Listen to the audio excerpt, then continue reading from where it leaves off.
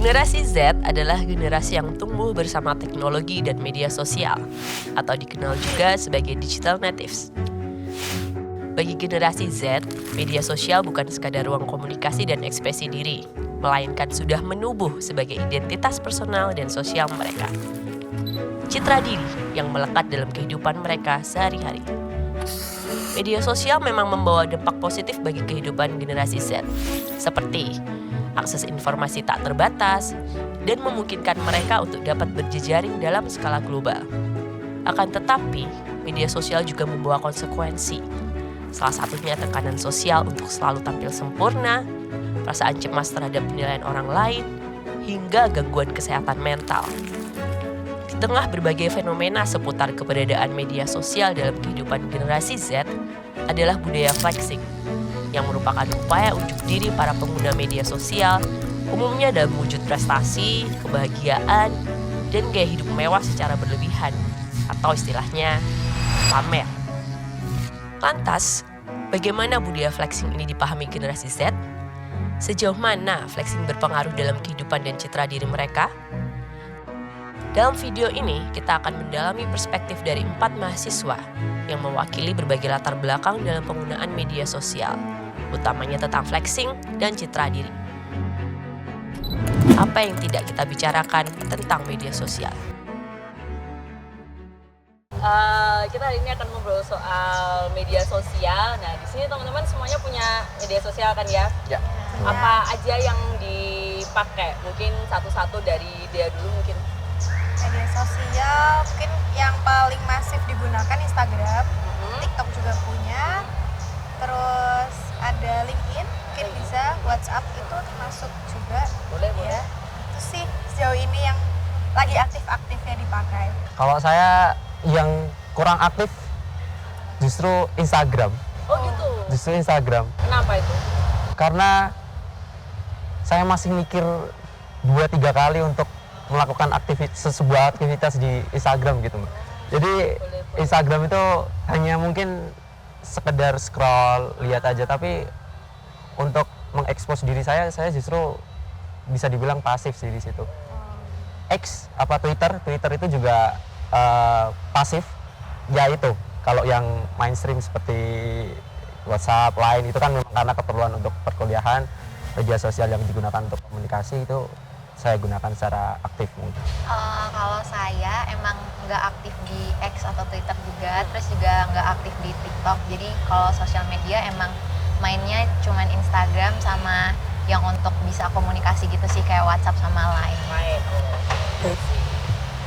Bisa. Kalau aku sih yang nggak pernah dipakai, jelas mungkin Gen Z mayoritas kayak gitu juga. Facebook itu nggak pernah kan? Gak ada, gak ada. Punya tapi nggak pakai. Terakhir pakai SMP apa ya? Kalau aku. Terus itu Instagram juga sekarang lagi cukup jarang. Lah, belakangan ini kayak setengah tahun inilah, nggak tahu kenapa sih, kayak mager aja. Terus kalau TikTok pasif, Twitter cukup aktif, kayak biasanya dengerin orang-orang curhat sama ya biasalah. Tapi informasi-informasi saya juga cukup up to date, soalnya sumber informasiku tuh banyak yang dari Twitter, malah yang paling cepat soalnya. Betul. Sepakat. Iya. Itu sama itu sih paling. Kalau yang komunikasi ya standar WhatsApp, Line. Oke. Mungkin pertanyaan berikutnya, teman-teman pernah dengar flexing, kata flexing? Nah, mungkin bisa diceritakan apa yang terpikir pertama kali ketika mendengar kata flexing?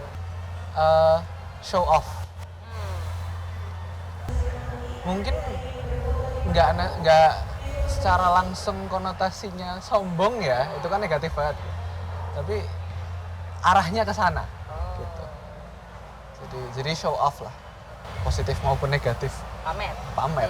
Kalau misalnya dari saya mungkin itu mungkin sekarang banyak yang konotasi dari flexing itu lebih ke yang buruk ya, kayak misalnya pamer dalam artian untuk kesombongan. Cuman kalau dari saya sendiri melihat sebuah kata flexing itu sebagai mungkin itu cara orang untuk mengekspresikan dirinya, entah itu secara fisikalnya, terus juga mungkin belongingsnya yang dia miliki, ataupun ada hal yang dia anggap superior gitu dari dirinya sendiri sehingga dia butuh memperlihatkan untuk entah itu orang lain ataupun komunitas supaya secara nggak langsung mendapat validasi juga gitu. Walaupun mungkin sentimen publik lebih mengartikan memang ke arah negatif mungkin. Tapi kalau dibahas secara lebih luas, flexing itu nanti bisa kaitannya dengan personal branding, marketing, nanti bisa ada irisannya ke sana juga. Tapi seringkali itu disalahgunakan atau disalahartikan juga itu ke arah yang memang pamer, dan itu cukup sering terjadi lah untuk Gen Z di zaman sekarang ini gitu. Kalau dari aku mungkin kalau flexing ya sama sih kayak pamer atau show off gitu, cuman bisa dilihat di sisi positifnya itu tuh ada ketika orang pengen menunjukkan atau mengapresiasi dirinya terhadap pencapaiannya gitu. Mungkin karena beberapa hal gitu aku bisa melihat kalau oh dia nggak pure flexing karena emang dia nggak ngarah ke flexing, tapi mungkin dia naturalnya untuk mengapresiasi pencapaiannya, seperti itu sih. Jadi kayak nggak bener sih kata teman-teman kalau nggak pasti itu bisa negatif tapi bisa juga positif sih. Jadi kayak mungkin kadang itu lebih ke tujuan ya, dan yang tahu tujuan itu kan orang yang melakukan. Jadi kita hanya sekedar asumsi kadang. Iya betul. Kadang kalau sentimen kita kena ya, Iya. Ngapain sih? Mungkin kayak yang lagi rame mungkin anaknya direktorat jenderal apa gitu, pamer Rubicon apa gitu kan, mungkin kita jadi kayak gimana. Cuman kadang kalau itu menunjukkan suatu value apa tertentu dengan penyampaian yang benar juga, baik juga, yang tepat, kayaknya kadang juga jatuhnya tidak jadi flexing gitu. Jadi kita yang jadi publik sekedar asumsi sih kalau kadang, karena kembali ke tujuan yang post yang mempublikasikan. Kadang itu kan orang punya struggle-nya masing-masing ya ketika mereka pengen atau sudah mendapatkan accomplishment-nya mereka, dan rasanya memang sayang kayak kita udah susah-susah untuk capai di posisi itu tapi kita nggak share ke orang-orang. Kadang mungkin ada beberapa yang butuh validasi seperti itu. Sebenarnya flexing itu rasanya nggak masalah, tapi kadang yang menjadi masalah itu the way mereka deliver itu di social media, entah dengan segi bahasanya atau kata-kata yang digunakan. Kalau misalnya mereka flexing dengan rendah hati, kayak misalnya bersyukur banget bisa ada di sini kayak gini-gini, itu kan mungkin audiens yang membaca juga bakal lebih enak gitu kan lihatnya. Tapi sedangkan kalau misalkan mereka memamerkan sesuatu yang sebetulnya nggak untuk dipamerkan dan dengan bahasa yang cenderung angkuh, itu kayak mungkin kita yang baca agak sedikit iritatif gitu sih untuk lihatnya kayak gitu. Mungkin yang menarik adalah entah baik entah buruk, in some ways, apalagi fenomena yang aku lihat di mungkin yang kelihatan banget ini tipe flexing di LinkedIn. Oh, di LinkedIn. Itu menjadi tipe flexing yang esensial untuk beberapa bidang pekerjaan. Kayak flexing sebagai batu loncatan karir itu, soalnya itu aku sebagai observer aja ya, itu fenomena yang interesting bagi aku gitu. Jadi aku nggak tahu maksudnya kalau emang baik atau buruk, aku jujur cenderung tidak mudah untuk memberi label itu, karena mereka yang ngeposting konten itu niatnya seperti apa dengan apa yang ditangkap kan mesti ada mismatch kan di sana, mesti ada gap. Jadinya aku prefer untuk tidak berpartisipasi dalam itu. Tapi yang aku tangkap yang cukup interesting itu soalnya emang ada beberapa tipe flexing yang sekarang jadi standar dalam tanda kutip di beberapa bidang. Yaitu kayak misalnya kalau yang sangat biasa terjadi apalagi di LinkedIn dan dan lain-lain kayak gitu, itu tuh tipe flexing yang misalnya habis magang selesai dapat achievement apa nih, showcase. Itu kan ya udah emang flexing yang terarah gitu lah, emang mereka tujuannya adalah flexing, dan emang itu yang dicari dari salah satu yang dicari dari aktivitas yang mereka lakukan kayak gitu kan. Tapi itu konotasinya aku nggak bisa ngomong negatif juga, karena emang itu yang dicari gitu loh. Orang-orang yang mencari pekerja misalnya kalau kita ngomong fenomena yang sekarang ya apalagi misalnya korporat kayak gitu itu jadi pengukur ukur juga gitu. Jadi Karena aku dia interest- upload di platform yang tepat. Karena Betul, di LinkedIn memang betul, tempat betul. orang cari kerja kayak Iya. gitu. Coba dia di platform lain misalnya itu gimana menurut? oh kayak di platform misalnya kayak Dia dia uploadnya di Instagram di misalnya. Instagram kayak gitu ya Pernah nggak lihat temennya? jelas jelas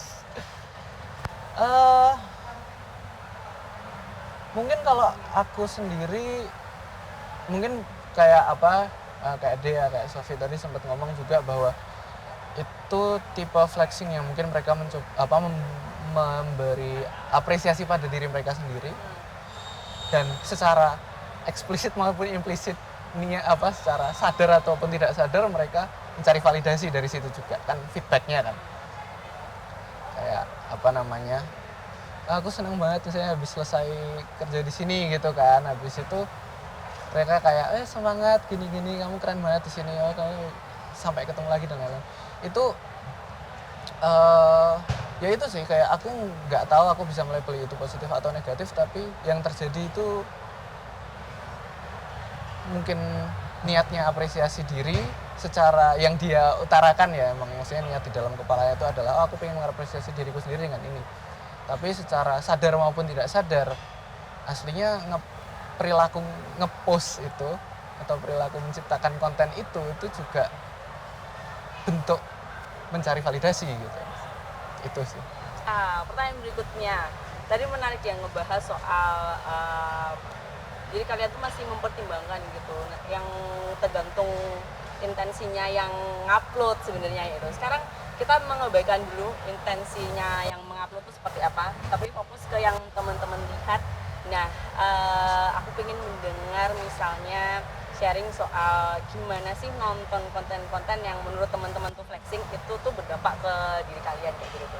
Kalian merasa apa? Apakah kemudian ada kagum atau minder atau gimana kayak gitu? Mungkin dari dia dulu. Oke, kalau dari aku sendiri menonton konten flexing itu tadi kadang tergantung juga sih keadaan mood juga sih kadang mbak. Kalau misalnya lagi in a good mood bisa kayak wah keren, kagum gitu. Kalau enggak kadang kalau misalnya itu relasi terdekat bangga seperti itu. Tapi kalau misalnya orang lain atau mungkin lagi in a bad mood bisa jadi kayak minder itu tadi merasa kecil terus waduh kok dia bisa ya apalagi kalau yang sekarang lagi aktif-aktifnya itu kan kalau kan belum lulus ya mbak teman-teman udah pada sidang wisuda kayak gitu-gitu sih kayak waduh kok udah pada sidang cepet banget kayak kemarin dia sempronya setelah aku deh kok dia duluan kayak gitu jadi kadang bisa pengaruh juga kalau bidang-bidang tertentu kayak misalnya kalau akademik ini jujur agak bikin kecil hati karena itu tadi kayak agak waduh kok teman-teman udah pada sidang semua aku belum tapi kalau misalnya yang di luar akademik kadang masih bisa menerima itu sebagai yang positif kayak oh keren juga ini orang kayak oh pekerja oh dia udah kerja di sini keren juga gitu kan. Sofi? Kalau dari saya sendiri sebenarnya apple to apple banget ya kayak maksudnya depending on what they share on social media juga karena mungkin kalau misalnya memang kontennya isinya terlalu flexing untuk hal-hal yang sebenarnya tidak untuk dibanggakan kayak misalnya aku bisa nih kayak gini masa kalian gini-gini itu ya udah mending skip aja nggak usah dilihat mungkin dia ngerasa bangga dia ngerasa senang ya udah itu hak dia untuk bersosial media jadi ya udah kalau misalnya nggak suka skip aja nggak usah dilihat lagi tapi kalau misalnya untuk hal-hal yang membanggakan kayak misalnya accomplishment seseorang terus mungkin dia habis ada pencapaian apa habis ada dapat apa saya sebenarnya ikut bangga juga jadi kadang kalau misalnya kita cukup dekat saya bakal reply atau komen kayak congrats ya selamat ya gitu ataupun ya kalau misalnya apa hal yang dicapai itu membuat saya interested di situ hal itu bakal pengen juga gimana ya caranya kayak gitu sih mbak. Secara garis besar mungkin sama walaupun saya secara pribadi mungkin udah aware aja karena mungkin pernah belajar di ilmu komunikasi juga kayak gitu jadi tidak begitu mempedulikan yang kaitannya dengan material lah cuman kalau yang memang terkait value saya mungkin di satu saat di satu titik ada sih kadang minder-mindernya gitu. Jadi membandingkan diri sendiri gitu tuh ya? Betul mbak betul gitu sih apalagi ya gitu. Belum tuh. Ya jadi ya mungkin itu sih di saat ini mungkin teman-teman yang udah dapat posisi di corporate ternama, udah jadi mas-mas mbak-mbak SCBD, saya masih mbak-mbak San Siro, mas mbak di sini, jadi lebih apa ya, tapi terkadang itu juga memunculkan suatu motivasi dalam diri saya agar lebih lebih semangat, lebih improve diri sendiri biar lebih jadi pribadi yang lebih baik, kurang lebih itu sih. Bisa?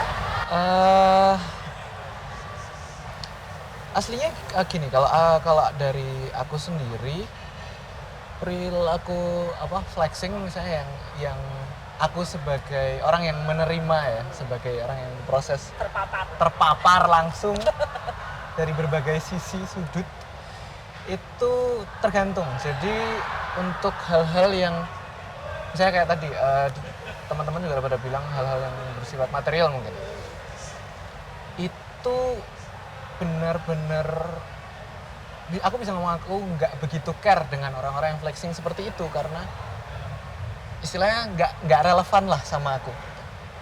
Tapi memang di beberapa titik mungkin di depan kayak biasa aja, tapi di belakang mikir juga ini, kalau istilahnya sekarang kena mental gitu. Kalau minder gitu ya, nggak kena mental ada. Kalau itu pasti maksudnya kayak ya wajar. Mungkin di waktu-waktu tertentu kan namanya ngelihat apa yang di post orang lain itu tuh secara nggak langsung kan ada proses membandingkan kan, kayak itu ya standar lah, menurutku standar. Cuma mungkin yang aku lakuin sekarang mungkin secara nggak sadar juga, makanya aku mengurangi konsumsi Instagram ya, mungkin karena itu juga adalah mencoba meregulasi itu sih. Kayak ada waktunya emang memperbandingan itu tuh bagus gitu loh bagi aku rasa. Jadi kayak emang kalau di saat nyantai terus ngelihat orang oke, bisa nih gitu kan, kadang-kadang perasaan kena mental itu juga perlu loh kayak gitu. Itu mungkin yang aku rasakan ya. Tapi kalau misalnya enggak, ya udah nggak usah disentuh itu, karena berinteraksi dengan sosial media seperti itu mau nggak mau kamu nyemplung ke perbandingan itu lagi gitu. Kalau itu yang aku rasain. Ini tadi jawabannya teman-teman udah melampaui apa yang ditanyakan. Ini seneng banget, cepet selesai nanti ya. Siap. Langsung speaking the fourth wall. Ada rasa kayak membandingkan ya. Yang itu sebenarnya cukup wajar gitu. Namanya manusia kayak gitu, melihat orang lain sudah mencapai apa, pasti kan kita aku sampai mana ya kayak gitu segala macam. Nah, kalau dari teman-teman sendiri bagaimana kemudian proses perbandingan itu tuh kayak berdampak ke diri kalian, dan kalian cara ngatasinya tuh gimana kayak gitu? Kayak apakah kemudian ya itu bikin akhirnya butuh sosial media itu istilahnya detox, atau kayak gimana? Dari Jujur kalau dari aku sendiri pernah di fase yang itu detox sosial media karena benar-benar terpapar banget. Terus sampai gimana ya, akhirnya memutuskan buat, kan itu cuman kita yang bisa ngontrol, akhirnya memutuskan buat nge-mute orang-orang yang kayak benar-benar ya ampun flexing banget gitu. Jadi kayak ya udah aku putuskan buat aku nge-mute dia, terus gak usah ngeliat lagi. Terus kadang juga mengurangi aktivitas di Instagram juga, terus bikin ini sih Mbak, akun second account juga kayak gitu. Jadi kayak udah berinformasi yang dipengenin aja, yang kita dapetin. Jadi kalau misalnya orang yang flexing biasanya tuh kan kayak di first account ya, yang kayak bener-bener yang flexing banget gitu. Jadi kayak lebih jarang aktif first account, jadi lebih kayak yang second account gitu sih. Jadi second account-nya isinya apa aja? teman-teman deket. Yang bener-bener close peer gitu. Iya, close peer banget. Sama mungkin paling beberapa influencer yang tertarik aja untuk diikuti, yang kontennya bagus. Iya, yang aku suka kayak gitu aja. Kalau yang first tuh kayak menurutku terlalu luas banget. Jadi kayak ada orang yang nggak terlalu deket terus dia flexing, terus kayak waduh gitu loh. Jadi kayak lebih ngekontrol untuk mute sama bikin second account itu tadi sih. Bukan sosmed, tapi masih sama dengan keadaan sebelumnya. Jadi memang ya seperti ini saja, tidak ada yang berubah cukup signifikan kalau dari aktivitas media sosial saya. Ya selalu proses hidup setelah dari kuliah pasti entah itu melanjutkan di jenjang pendidikan selanjutnya, di strata selanjutnya ataupun mencari pengalaman di Flexing pekerjaan. memang mengikuti fase hidup. Nanti Iya, ketemu betul, udah ada Mbak. menikah, punya anak. Nah itu sepertinya iya begini Pak. Lama-lama. Itu Itu fase. pengalaman juga itu Pak. Nah, ini teman-temanku flexingnya lagi pada wah anakku udah bisa berangkang misalnya gitu. Anakku udah bisa manjat pohon gitu. Itu tuh flexing. Iya sih, maksudnya ya seperti itu sih. Sama sih, kayak mungkin kan kita bisa itu ya lihat following kita mana yang dia punya kecenderungan untuk lebih sering flexing, mana yang kontennya lebih ke oh ya udah untuk daily aja update kayak lagi di sini lagi ngapain kayak gitu. Ya mungkin bisa dipilih aja mau lihat yang mana. Terus aku setuju juga sama Mbak Dea, kan kita ada fitur mute ya di situ. Instead of kita harus ribut atau kesel sendiri lihat postingan orang, mending kita mute aja. Even kita bakal lupa kita follow dia gitu loh sebenarnya kayak gitu. Kalau pas capek ya udah secara sadar gak sadar jarang make aja jadinya gitu. Jadi gak pernah ada secara sadar menentukan oh aku mau diak gitu kan, deactivate akun atau apa. Itu sih ya sebenarnya, jadi kayak gak ada sistem mengontrol yang nggak, aku nge-mute juga nggak pernah. Paling yang paling sering ini sih apa, mungkin kayak dia tadi akhirnya lebih sering pakai second account. Kayak mungkin kalau aku sendiri first account udah terlalu overwhelming, Iya.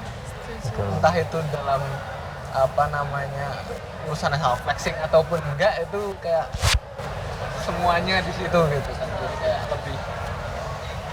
lebih bisa dicerna lah istilahnya kalau misalnya yang di second account karena sangat selektif kan dari awal dibikin gitu. Gitu sih, Pak. Tapi ini menarik, apa namanya, jadi kepikiran, nggak ada sih di draft pertanyaan gitu, tapi karena aku mention gitu ya, selain Ahimsa sama Dea, Walid sama Sofi punya second account juga? Punya. Ada. Punya? Ada. Nah, gini, kalian lebih lost untuk menunjukkan this is the real me, menurut kalian yang di first atau di second kayak gitu? Second. Di First, second. second. Second ya? Iya. Second lebih bebas ya, lebih lepas Lebih ya bebas. dalam mengekspresikan diri sendiri gitu. Iya. Tapi apakah kemudian yang di second itu dengan kebebasan itu kalian merasa jadi lebih bebas untuk flexing nggak? Atau justru nggak ada sama sekali? Enggak sih. Nggak ada. Berarti flexing tidak berbanding lurus dengan kebebasan ya? Menurut Iya. kalian justru Iya. bebas itu yang nggak flexing ya kayak gitu tuh?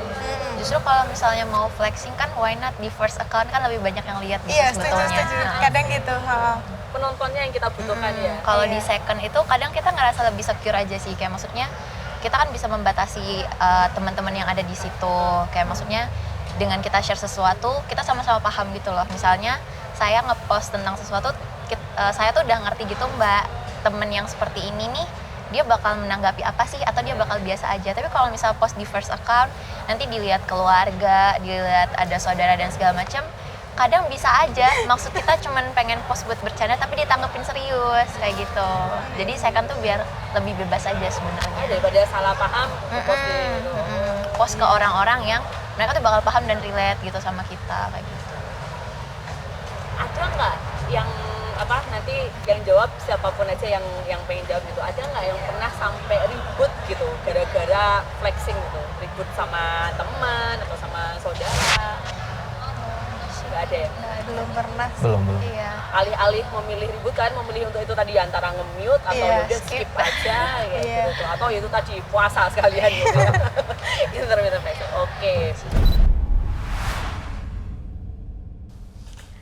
Budaya flexing atau tindakan memamerkan sesuatu di media sosial dipahami dengan berbagai cara oleh keempat mahasiswa yang menjadi narasumber. Meskipun seringkali dipandang negatif karena dianggap sebagai bentuk pamer, ada juga sudut pandang yang melihatnya sebagai bentuk apresiasi diri atau bahkan strategi personal branding. Flexing bisa bersifat positif maupun negatif, tergantung pada konten, cara penyampaiannya, platform yang digunakan, dan tentu saja tujuan sang kreator. Dampaknya pun beragam. Melihat konten flexing bisa memunculkan rasa kagum, bangga, atau bahkan sebaliknya, merasa minder dan cemas. Adalah looking glass self, sebuah teori dari Charles Horton Cooley yang menyatakan bahwa identitas diri seseorang terbentuk melalui cara mereka percaya pada bagaimana orang lain melihat mereka. Dalam konteks budaya flexing, bagaimana kita menampilkan sesuatu, apa yang kita pilih untuk kita pamerkan atau tidak kita pamerkan di media sosial, dipengaruhi oleh bagaimana kita berpikir orang lain melihat kita. Pada akhirnya, kemampuan kita dalam mengelola media sosial menjadi kunci penting bagi penggunaan media yang bijak. Positif dan negatifnya media sosial bergantung di tangan kita yang menggunakannya. Jadi mari bijak bermedia.